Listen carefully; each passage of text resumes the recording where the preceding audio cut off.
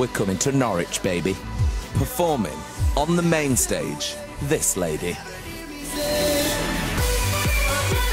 Have you ever been to Norwich before? No, not that I know of. No, me neither. Boring. We'll go explore Norwich, and I think we should have Greg. Greg James went to university in Norwich. He can be our tour guide. Oh, yeah, I can do that. There I am, look, at the launch of the big weekend, awkwardly holding a microphone as the town crier shouts in my face. Anyway, Swifty might not have been to Norwich before, but plenty of artists have. Let's start this musical map of the city at the Waterfront, where some pretty big names have played before. Amy Winehouse, Radiohead, Alt J, Bombay Bicycle Club, Biffy Clyro have played in this venue 3 times. There's always been a great music scene in Norwich. One of the quotes about the Norwich music scene is it punches above its weight. And yeah, Muse did a support slot here at the Waterfront but never actually headlined, so it's great to actually have them in the city and playing a show. It's about bands that keep coming back to their roots and remembering that it all starts in small venues like the Waterfront. Ed Sheeran is absolutely a classic example. Hello to everyone at the big weekend in Norwich. I'm gutted I can't be there. He came here as a support a couple of times. As he became much bigger, he wanted to do a local Norwich show. We had to do 3 sellout shows here in 3 days. It's one of the most exciting things that has happened in the area in a long time. So I'm sad to be missing it, but I hope everyone has a wicked time. Make sure the acts go around and have a look. It's a really beautiful city. There's a great fish and chip shop near the art centre. The Waterfront is fun. Yeah.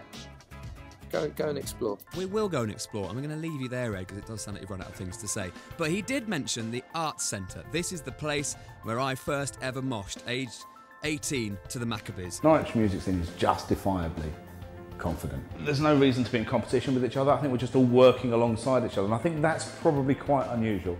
If you're thinking about a career in music and rock and roll, having the opportunity to go to something like Big Weekend, see some of the big names, you think, oh, well, maybe I can do this. I'm going to tweet Dave Grohl in a couple of days and say you're coming down to Norwich Arts Centre for old time's sake, because, you know, he played in here once with one of the most amazing bands that have ever existed.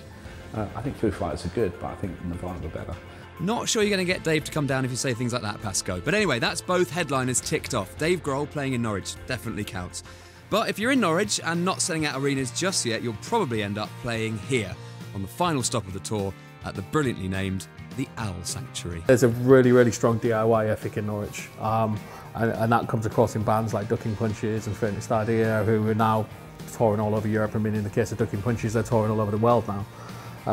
They book their own shows, they kind of self-release their own records. We've had a few really good shows here. We've been really lucky, but I think the one that really stands out is the one that we're really proud of is doing the first sold-out show for Slaves. It was a very amazing experience, and we put on a local band called Claws to support us. I'm Duncan and I play drums. I'm Matt and I play bass. I'm Josie and I guitar and vocals. I'm Morgan and I play guitar. And we're Claws. Don't confuse your expectations with reality. It's really weird playing in the daytime. You have to get up early. Yeah, but it's going to be very exciting. Probably about 15 bands that are all willing to help you move forward. I have to be very careful about it because I want to say that it's like a big family reunion, but we have these horrible running jokes in the area about sort of close relationships with family. But it is Radio 1 coming to Norwich and having a national platform to even play music and get people interested in our scene is great. Big Weekend is just like the icing on the cake. It needs to be turned around and preached to people who don't realise they've got these music scenes, to basically removing the blinkers and them going, wow, we're going to explore this. And that needs to be the legacy of the Big Weekend. I want to see great music going out from this city across the country and hopefully across the world.